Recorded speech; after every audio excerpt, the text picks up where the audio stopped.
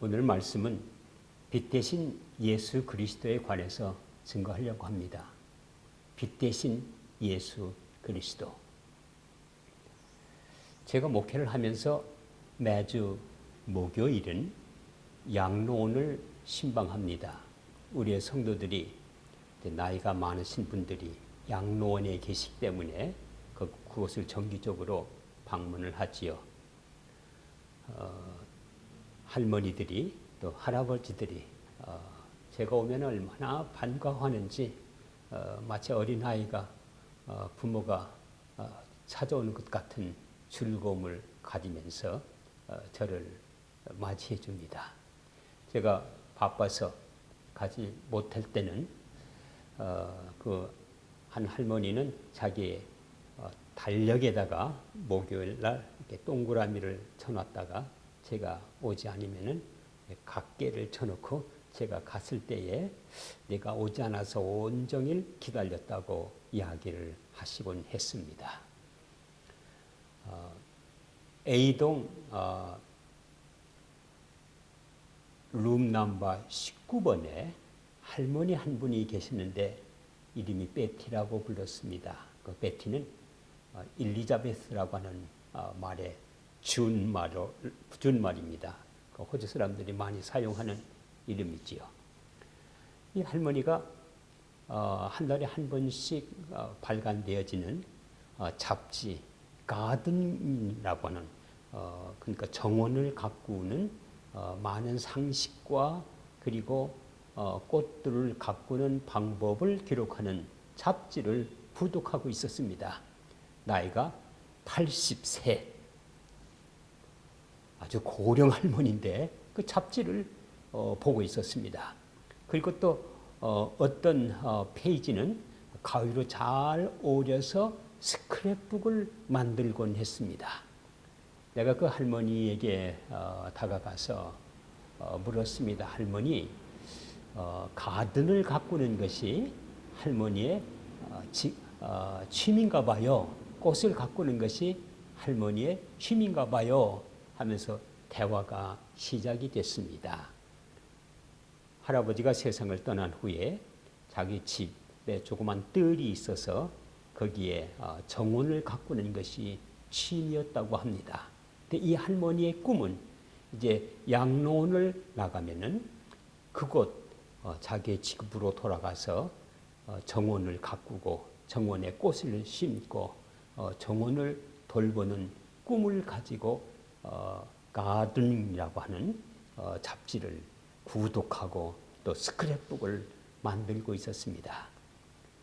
그 할머니가 나에게 이야기하시기를 날이 매우 가물어서 그 자기 집 가든을 돌볼 사람이 없을 터인데 참 걱정이 된다고 그런 말을 했습니다. 나는 그 할머니와 대화를 하면서 그 할머니의 깊은 속의 소원을 알게 됐습니다. 날이 가물어서 자기 안마당에 있는 정원에 물을 줘야 될 텐데 물을 줄 사람이 없어서 걱정한다고 하는 그 할머니의 깊은 마음 속에는 빨리 치료를 받고 빨리 나아서 내가 내 집으로 돌아가야 될 텐데 하는 열망이 있다고 하는 사실, 꿈과 소망이 있다는 사실을 알게 되었습니다. 양로원을 신방하는 목사님들이나 혹은 또 셰프리는 그 할머니와 대화를 한다면은 그 할머니의 가드닝에 물을 줘야 될 텐데 정원에 물을 줘야 될 텐데 물을 줄 사람이 없다고 하는 걱정을 듣고 제가 가서 물을 주지요 이렇게 말하는 것이 아니라 셰프린의 통찰은 그 할머니의 깊은 마음속에 있는 소원과 그리고 희망을 읽을 줄 알아야 될 것입니다. 그래서 제가 그 할머니에게 말했습니다. 할머니, 곧 나아서 이제 건강한 몸으로 양로원을 떠나서 집으로 가실 수 있을 거예요. 그리고 할머니의 교회 온 성도들이 주일이면은 할머니를 위해서 기도하고 있습니다. 곧 건강이 회복되고 집으로 돌아갈 수 있도록 하나님 축복해달라고 기도하고 있습니다. 이 말을 듣는 할머니는 마음에 큰 평안과 위로를 갖고 나의 손을 꼭 잡아주셨습니다. 내가 그를 위해서 기도했습니다. 물론 그 후에 그 할머니는 세상을 떠나셨습니다. 이 이야기의 중요한 것은 그 사람의 마음을 읽을 수 있는 영심이라고 하는 것이 얼마나 목회자에게는 중요한가 하는 말을 드리고 싶은 것입니다.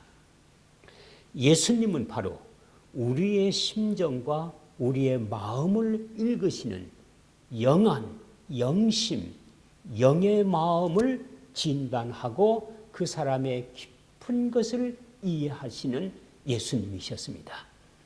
한 번은 예수님에게 제자들이 날 때부터 소경이 된 눈먼 앞을 보지 못하는 사람을 데리고 왔습니다. 그리고 제자들이 질문하기를 이 사람이 소경이 된 것은 아버지의 죄 때문입니까? 선조들의 죄 때문입니까? 이 사람의 죄 때문입니까? 하고 죄의 문제를 물었습니다. 그때 예수님께서 대답하시기를 이것은 죄 때문이 아니라 하나님의 영광을 드러내고자 합니다. 라는 말을 하시면서 그 소경의 눈에 진흙을 개서 그리고 침을 발라서 눈에다 발라주고 실로암 물에 가서 씻으라 했습니다.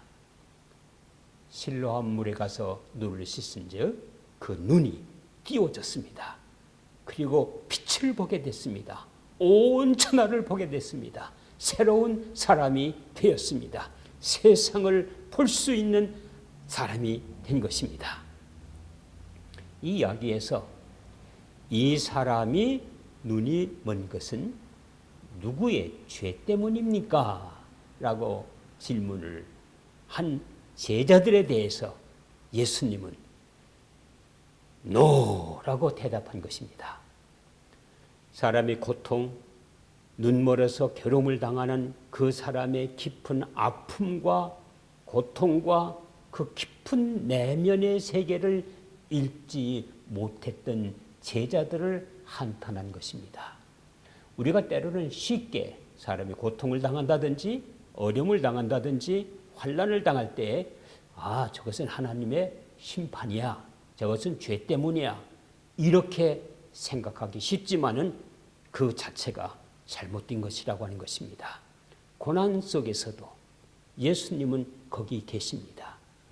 어려움을 당하는 인간의 현장 속에 예수님은 거기 계시면서 그 사람의 아픔을 이해해 주시고 그의 고통을 들어주시고 그의 문제를 해결해 주시는 예수 그리스도 하나님의 아들이 되십니다. 죄의 까닭에 고통이 있는 것이 아니고 고통스러운 이 세상 속에서는 각종 다양한 문제를 만나게 되어지며 또한 어려움을 겪게 되어지며 질병에 시달리게 되어집니다. 그래서 그곳에 예수 그리스도의 사랑이 필요합니다. 그곳에 예수님의 돌보심이 필요합니다. 그곳에 하나님의 능력이 필요한 것입니다. 두 번째 말씀에서 영광을 하나님의 영광을 보기 위함이라 이런 말을 했습니다. 하나님의 영광을 지금 볼 것이다 라는 뜻입니다. 하나님의 영광 때문에 눈먼 자로 태어났다는 뜻이 아니고 그 눈먼 자가 지금 하나님 아들 되시는 하나님 앞에 서 있기 때문에 그가 곧 하나님의 영광을 볼 것이다 라는 뜻이 되겠습니다. 이 말씀의 깊은 의미는 이사야서 53장에 나오는 말씀과 연관이 되어 있습니다. 이사야 선지자가 예언하기를 메시아가 이 땅에 오시는 날에는 눈먼 자가 눈을 뜰 것이요 기먹은 자가 듣게 될 것이요 절름발이가 사슴같이 뛸 것이라고 예언했습니다. 지금 예수 그리스도에 의해서 이 눈먼 자의 눈이 열리고 빛을 본다면 그것을 행했던 그 나사렛 예수는 바로 이스라엘 민족이 기다렸던 메시아요, 이사야 선지자가 예언했던 메시아라고 하는 것을 선포하는 것이 될 것입니다. 눈먼 자가 눈을 떴습니다. 그 눈을 뜨게 한 분이 누구이십니까? 바로 메시아 되시는 예수 그리스도이십니다. 예수 그리스도의 사랑과 예수 그리스도의 능력은 우리의 연약함을 통해서 하나님의 강함을 나타내는 분이십니다. 우리의 연약함을 통해서 예수 그리스도가 영광을 받으시는 놀라운 능력입니다. 그래서 바울 사도는 십자가는 그 약함이 하나님의 능력이 될 것이라고 증거하였습니다. 심리학에서 보상행위라는 말이 있습니다. 보상심리라고 하는 말을 사용합니다. 약한 것 때문에 그것이 오히려 강함을 만들어낸다는 뜻입니다. 식물학자들의 언어를 사용해서 표현한다면은 한 나무의 한 가지를 자르면은 거기에 더 강하고 더 새로운 순이 돋아서 그 나무의 밸런스를 맞춰 나갑니다.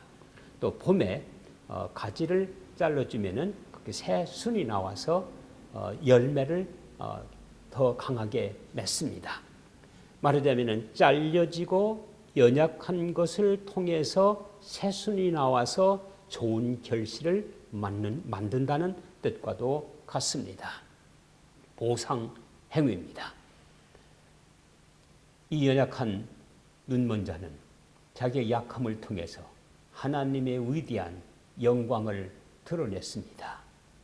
영적인 보상 행위라 말할 수 있을 것입니다. 저에게 미술을 가르쳐 주셨던 장로님이 계십니다. 제가 오렌지라고 하는 시티에 목회를 할 때에 그곳에 장로님이 계셨는데 로컬 화가셨습니다. 테크닉 칼리지에 가서 그림을 가르칩니다. 오일 페인트를 가르치는 선생님이셨습니다. 그분이 저에게 그런 말을 했습니다. 제가 고등학교 다닐 때에 자기 한 책상에 앉아서 같이 공부했던 친구는 문장, 글 쓰는 일에 아주 뛰어난 재능을 가져서 언제든지 100점을 받았는데 자기는 글 쓰는 재주가 없어서 때로는 페일하고 낙제 점수를 맞았답니다. 그래서 자기가 마음으로 결심하기를 나는 이 친구를 이기기 위해서 미술을 내가 공부하고 미술을 잘 그리리라. 그래서 미술 공부를 한 것이 결국 미술 선생님이 됐다고 말을 했습니다. 글은 잘 쓰지 못하지만은 그것을 극복하기 위해서 그림을 열심히 배우고 그려서 결국 미술 선생님이 된 것입니다. 연약한 것을 통해서 강함을 드러낸 예라 할 것입니다. 사람에게는 약함만이 있지 않습니다. 강함이 있습니다. 사람의 은사는 약한 것이 아니라 다양성을 가지고 있습니다. 그렇기 때문에 그것을 개발하면은 그 은사를 통해서 하나님이 영광을 받으십니다. 소경이 예수님 앞에 찾아왔을 때에 예수님은 그의 눈을 치료하면서 빛 되시는 예수 그리스도를 증거하셨습니다. 빛은 생명을 창조합니다. 빛은 어둠을 물러가게 합니다. 빛은 능력을 가지고 새 것을 만들어 갑니다. 태양은 이 땅에서 온갖 것을 창조해 나가는 원리가 되어지고 능력의 근원이 됩니다. 그 태양의 근원 되시고 그 태양의 빛이 되시는 그분이 바로 지금 소경이 된 이 사람 앞에 서 있는 예수 그리스도요, 하나님 자신이요, 성부 삼위일체 되시는 하나님이심을 드러낸 것입니다. 이 예수님이 우리의 구주가 되십니다. 그리고 우리의 삶을 이끌어 가십니다. 그리고 그분 앞에 우리가 나갈 때에 그분은 우리에게 새로운 삶과 소망을 열어주실 것입니다.